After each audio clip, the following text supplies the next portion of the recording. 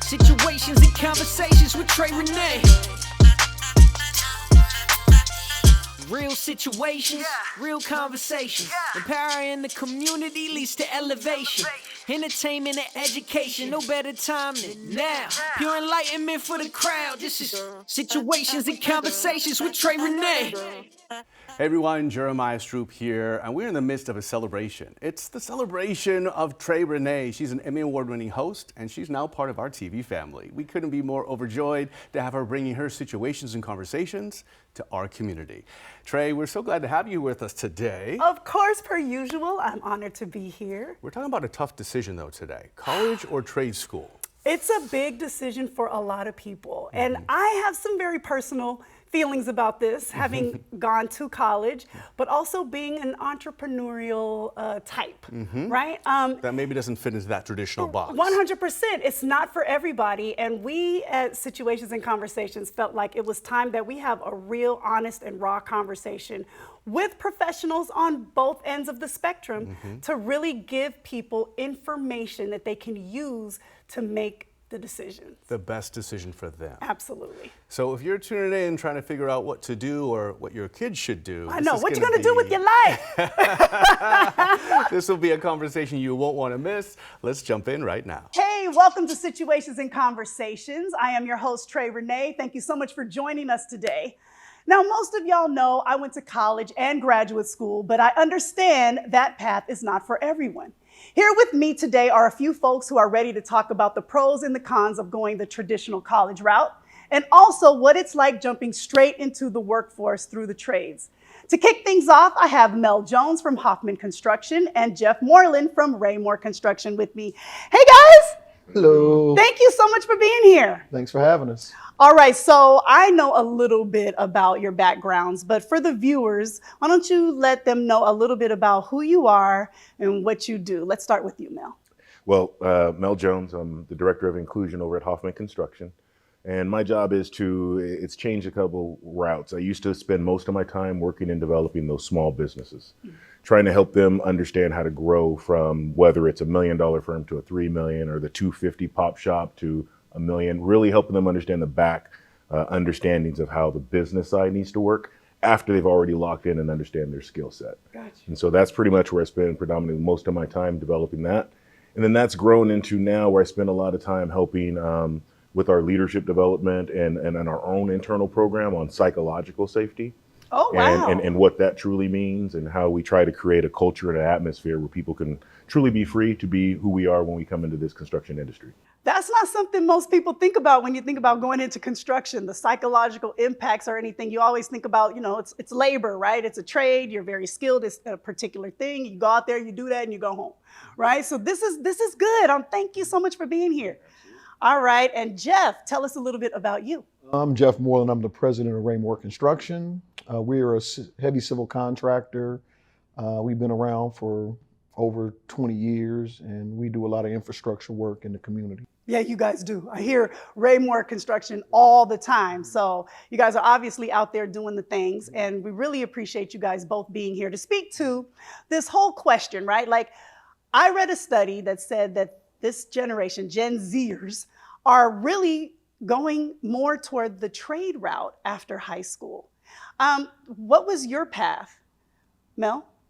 Mine a little different. I actually played sports and everything, so I was able to go ahead and go through college. But I grew up very hands-on, single mom family. So when we had to do new drywall when there was a hole in the wall, we did it. When we needed new electrical and lights in a room, we did it. We needed plumbing in the bathroom, we did it. So that's so funny. Let me just say, only because a lot of us grew up this way, right? My dad was like the MacGyver of everything. Yeah. Anything that was going on in the house, he was like, I got it. Now, whether it was done to code or correctly is a whole nother ball game, right? But a lot of us, we didn't have either the money, the resources, or the people to know who to call to fix things around the house. Do you have a similar experience? Yeah, necessity is the mother of invention. Our people, because we were, limited in our access to resources, we had to figure it out. And so my path's a little different. I went to college like Mel, played sports, went to college, And I did corporate though, because I graduated with a finance degree, marketing degree is what I graduated in. And I did corporate with insurance and banking for a long time. But at the same time, I was always buying old homes in Northeast Portland and fixing them up and doing that piece of it because I've always had an entrepreneurial spirit. So that was my pathway into construction. So you guys are college educated, but you are fully into the trades now. Like how? I just find that to be really interesting, especially since you guys are here to talk about going into the trades. Like there are kids out here, young people, and some grown too, who maybe want to make a shift, and they're really considering going to like trade school and learning a very specific skill. What would you say are the pros of doing that, Jeff? The pros are is because really to build wealth, to build family, home ownership, the things that actually build family, that builds community, you need economics, right? And we were we were that generation that education is the key, education is the key, education is the key. That's what they told us. Go get your master's degree, go do this, right? Whereas that wasn't told to a lot of communities. A lot of communities were told to build economics. If you look at the titans of industry in America, right? The titans of industry, what you would call them the robber barons, most of them have degrees. They went and started businesses. And from there, they were able to build out the wealth that they have and their families have, right? We were taught opposite of that. We were taught to go get an education and get a good job. Right. That's what we were taught, versus saying that you can actually be an owner. You can actually, people don't realize in Oregon, in the private held companies, 26 of them are construction companies. Really? You are correct. Yeah. I did not know that. Yeah. And so when you start looking at these things and you looking at all these construction companies, and most of them started with somebody in the trades, a painter, right? Or a plumber or an electrician. And then they went and became an entrepreneur as a result of that. And I'm not knocking education because nothing wrong with education, right? But we don't see construction as a first option. And it really is a first option because you're coming out of school, you don't have any debt, right? You can go in and you start making a living wage job. You have people 18 years old making $50,000 to $60,000 a year coming out of school. See, and that right there, that's where, in my mind, I'm like, that's the difference. Because again, like you said, in our generation growing up, it was like, get your education, go get a good job, get in that workforce, get that 401k going and all that kind of stuff, and you'll be good, right? But what we started to see is that you get laid off in a heartbeat. And then what? What would you say to somebody who's right now considering whether or not they want to go to college or they want to get into the trades? And if they're thinking more toward the trades, how do they get in there and make that $50,000, $60,000 right out of high school? There's a lot of opportunities. What I'd start to say is where we messed up from the beginning, right? When I was going to school, when I was going to Benson, I didn't understand my algebra class until I took my first shop class. When I started cutting 2x4s and having to match up and do sheeting on the front of them and do things like that, that's when my algebra started making sense. Same with geometry. Didn't make sense to start taking my sheet metal class. When I started bending and started adjusting things like that, then I would go to my geometry class and then things made sense. So first of all, we're missing the mark on how do we use those trades to make it practically applicable to what we do in school. So we give these kids a vision for the use of that skill that they're learning when they learn the math and science. Construction can help with that. Second part is, I think everybody should learn a skill. The fact that I can do things in my neighborhood that my neighbors can't, the fact that I'm marketable in any state, in any country I go to because I have a skill, that should be our first starting point. How can we long outlive a regular day-to-day job?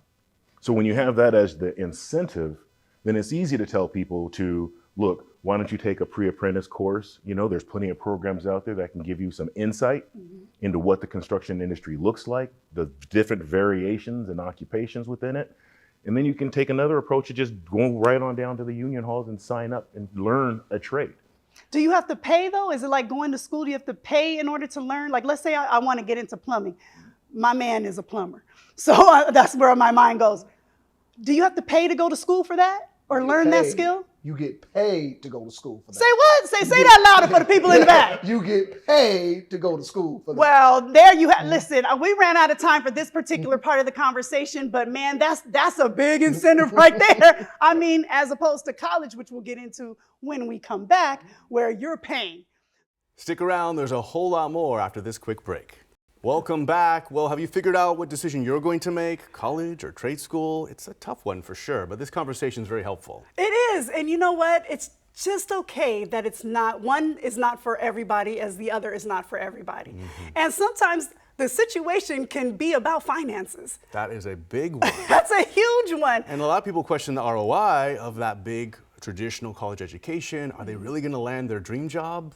I don't know, but you know what? There are a lot of jobs in the trades, and so it's definitely something to look into. But bottom line, you do need to get educated. So let's hop back in and let our viewers learn a little more from this conversation. All right, welcome back to Situations and Conversations. I'm Trey Renee, and here with me now to discuss the benefits of a college education is Professor of English and Literature at Lynn Benton Community College and my lovely Alpha Kappa Alpha Sorority Incorporated sister, Dr. Ramycia McGhee is here. Ramycia! Hi, it's so good to see you. Oh my gosh. Good to see you. You look great. Well, so I had to match your Well, fly. you know, pink is our theme. It absolutely is. And the green, but we'll Hello, get into darling. that Hello, another darling. I'm so happy to have you here. And of course, you know, I'm going to reference you as Dr. McGhee because you have earned all of that. Hello, somebody. Talk to us about your educational path. Like, why college and why go the route you did? Well, I actually went to school for journalism. I actually wanted to do this full time. What? I have 2 degrees in journalism. I have my bachelor's and my master's in journalism, particularly radio and broadcast. How do I not know this about you? I don't know, but That's crazy. Okay, I'm sipping my tea. And teaching kind of fell in my lap, honestly. It was not my go-to. My go-to was to be a radio host. My go-to was to be an anchor. You know, I was like, I'm going to be the next Oprah, which could still happen. Absolutely. Okay, I'm not giving up on my dream. All things are Hallelujah. possible. There you go. And so I ended up going to school at University of Wisconsin, Whitewater, getting my undergrad, and then I got my master's at Roosevelt University in Chicago, where I'm from. And then I got my doctorate in education leadership management from Capella University. And when I was in Doctorate, baby, we have to celebrate that.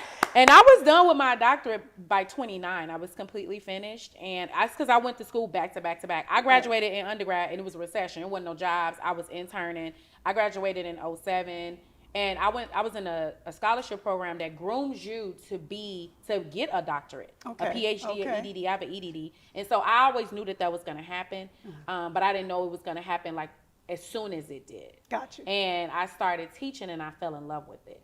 Well, I'm sure your students are also absolutely in love with you. Students. I know you do. And you know, you're one of those professors that are just like easy to talk to. You know your stuff, but people really want to gravitate towards you. And this is why I wanted you to speak to this in particular, because people are really trying to choose between going into college or going into the trades. And we already had a conversation about, you know, construction and having a specific skill about, you know, with hands-on experience. Sure. But why do you think that young people or anyone should go the college route? So the traditional college route is good for people who want to explore their options. Everybody is not good at the trades. I used to work for a trades. I used to work for the Chicago Women in Trades. And I was out recruiting young women to become pipe fitters, electricians, sheet metalists, all of that sort of thing.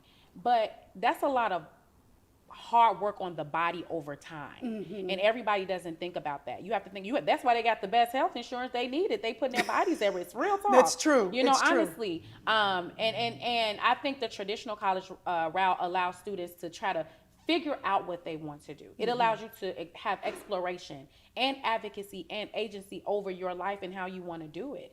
You may start off in something. I started off in journalism and I'm teaching. That's not the path I wanted for myself, but obviously the Lord saw different. But that's what stuck with me. And I wouldn't have never known that that's what I wanted to do had I not been out exploring things, had I not went to college. And had the exposure to a number of different things when you do go to college. I mean, Absolutely. It's so interesting that you mentioned going to college for one thing and ending up doing something completely different. Same here. Yeah. I have my bachelor's in political science with a minor in psychology. And then I went and got a master's degree in social work, right? And so it's interesting though that so many people go to college for one thing and end up doing something different. But besides all of that, what are some of the things that you think college can also afford young people or people in general that just going straight into the workforce may not? Outside of the exploration of what you want to do, you also meet a lot of people along the way. So you meet some of your best friends in undergrad and graduate school. You in college. Some of my best girlfriends, life friends, are who I met when I was 20, 18, 19 in college. So you get those bonds. You also have an opportunity to go back to your school and show people like, hey, I can do it. Yeah. Not that whole I can do it, you can do it, but it's tangible. You can touch me. It's not a commercial. I'm real. I came from the same hood you came from. My parents were this and that. I lived in the same dorms. I started off as this. I changed that. So it's tangible. It really can happen for you. So you get a chance to do all of that. And on top of that, it's fun. Yeah. You get to pledge a sorority if you so choose. Have to be Alpha Kappa Alpha Sorority Incorporated. Please do. Nothing else. So you get a chance to, you just get a chance to be exposed. You get a chance to have fun. You get a chance to live on your own. You get a chance to really step up and be an adult in a way that you probably haven't had an opportunity to be when you were in high school or living with your parents. You get a chance to make your own schedule. That's the first thing about working, making your schedule, learning how to do that, time management, budgeting your money. In college, you do be broke. That's you the do truth. be broke. It's hard. It's hard out there in the college world for a lot. Yes. Everybody does not have like the trust funds and The means. and the full scholarships. That's right. Some of us had to take out loans, which is one thing that's really deterring a lot of people coming out of high school. It's like it just costs too much money to go to college. What do you say about that? I say that education is priceless and to be uneducated is costly. So you need to figure that. So yes, you may have a little bit of debt, but you're going to have that anyway. My mother always said, them bills, you going to have bills until the day you leave this earth, and that's real. Well, so you got to know figure what? out where you want to put that money. It's true. You really do. It's true. And this is a conversation that I'm so glad that we're having. And I know that you all are continuing to also have in your homes. Please continue to do so. It's worth it to like really explore all of your options, see where you are in life. And guess what? It's never too late to make a switch up.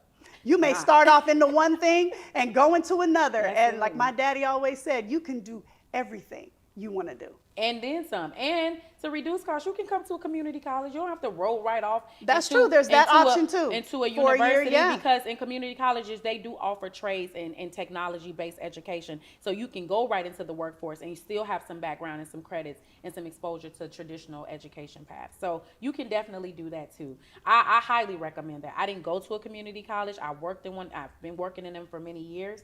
But I think it allows you to get that exposure to, hey, I really do like being a mechanic, but I also took an African American literature class, and now I can have a conversation about and have more empathy about and to the people of this country and all those sorts of things. It's So the you can best do of that. both worlds. Yeah. How about that? It's the best of both It's the worlds. best of both worlds. Dr. McGhee, Soror, thank you so much for being here today. Thank you. And I'm going to ask you to stick around. Do you mind sticking around for a Hey Trey segment and Of get a little course. juicy Anything for you. convo going? Anything for my soror, anything for the sisterhood. I love it. I love you. And I love y'all too. So make sure you do not go anywhere. We have Hey Trey coming up next, and it's going to be juicy. Stick around, there's a whole lot more after this quick break.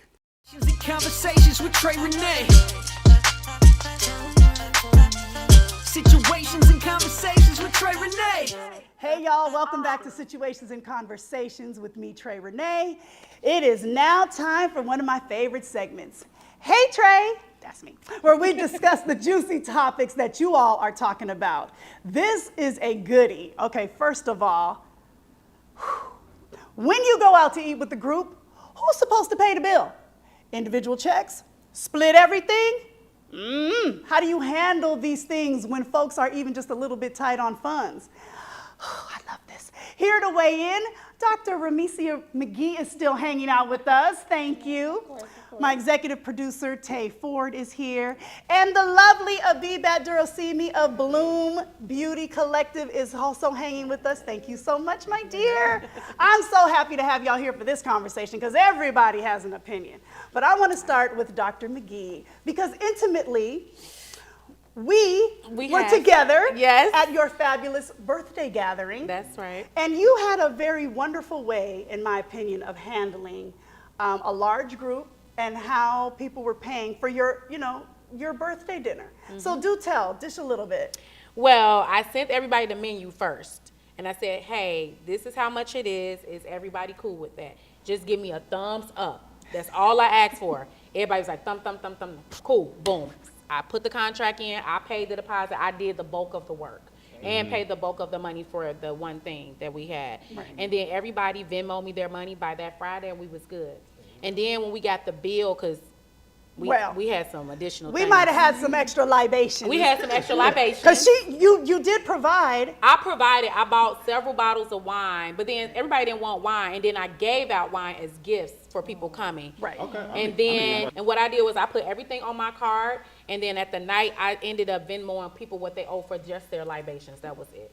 No, but it was a classy way of doing it, which I really did appreciate, because you let everybody know everything up front, and then it was like, if you're in, you're in. If you're not, it's cool. We get it. Like, no judgments, no problems, exactly. right? Yeah. And then again, like the extra libations was cool because I just sat there and was like, okay, $30 for your 2 drinks you had. And everybody sent it, no problem. I ain't have to wait. Everybody, and I wasn't in a hurry, but I knew if I didn't do it that night, I was gonna be which I thought was so funny, because we had such a great time and there was lots of drinks flowing. And I was like, how does she even remember and keep track? This is the good doctor over here. She knows what she's doing.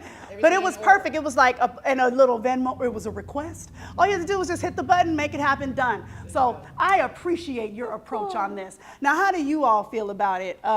Do you go out with groups for restaurants and then expect it to just be split evenly? Or are you like, I only had the fries and that's all I'm paying for? I'm never gonna be on that type of time. Like, if it's me at dinner or I'm on vacation, especially, this might just be some ego, like alpha male type stuff. I'm not gonna embarrass myself in front of no women. Like, I recently was in Vegas probably about a month ago. Me and my friend, he really wanted to get a section, but I'm gonna just be a good friend and go off on this with you. Put my card down. I'm not gonna be sitting here huddling over $200-300. At the end of the day, it's like, when you don't have the coins, let's not go outside. Just be like, you know what, I'm gonna pass. But then also too, just the fact that I love the fact that you did the whole Venmo, you know, I mean, you planned it out, you know, but then at the same time, when everybody wants to share a meal and it's a family meal, then I would say, like, we can all split it up, you know, but then the drinks separate. If you're inviting me, unless we know off top, like you did for your birthday, that this is going to be a shared experience financially, if you're inviting me to dinner, I have an expectation that you're paying. Listen, and that may not be what everybody thinks, but in my mind, if you're inviting me, then I'm thinking you're paying. And maybe I'm thinking more along the lines of a date, or, you know, if there's an event or a function and you're inviting me, then, and you haven't said anything about it being split up or anything, then I'm assuming you got this, right? Okay, that being said, a lot of times we just hang out, right? It's like somebody calls them and say, hey, we need to reconnect. Let's go out for drinks and dinner or what have you. What do you do in that situation? I think people should just split it evenly. I don't like itemizing anything. That's right. That, first of all, I'm uncomfortable having money conversations with people that are my friends. I can do the business piece all day. Right. But something about that money, that is like weird to me. It makes me very uncomfortable. And I would just like, let's just split this and it's all good. Everybody put your cards down. If you deal with cash, put your cash down. Let's just keep it moving. But a lot of people really are like, I only had one drink and an appetizer, while everybody else at the table wanted to have entrees, you know, full-on meals and apps and drinks, and then they're like, I don't. Trey, this is how real I am. I had a birthday party I had to go to recently, and you know I don't eat pork. Family style meals, they ordered 3 things straight that I could not eat. Okay. I got burned by it financially, you know, it's one of my best friends, so I wasn't even tripping about it, but.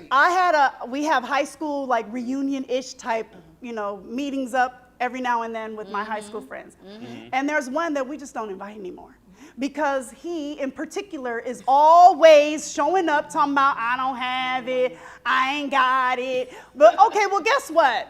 At some point, then you're not gonna be here. And I can just text you and we can keep up that way. But we don't have to share a meal and everything, because every time I turn around, you ain't got it. Or you off to the bathroom every single time the check gets put down. And you stay in that mug until everybody's paid it. Like, what is going on? That's why you send that good old request. Well, today we learned from Mel Jones, and we reframed success and stability plus meaning, and that is so important. As you viewed today, you learned how craftsmanship and community are just as important as college degrees.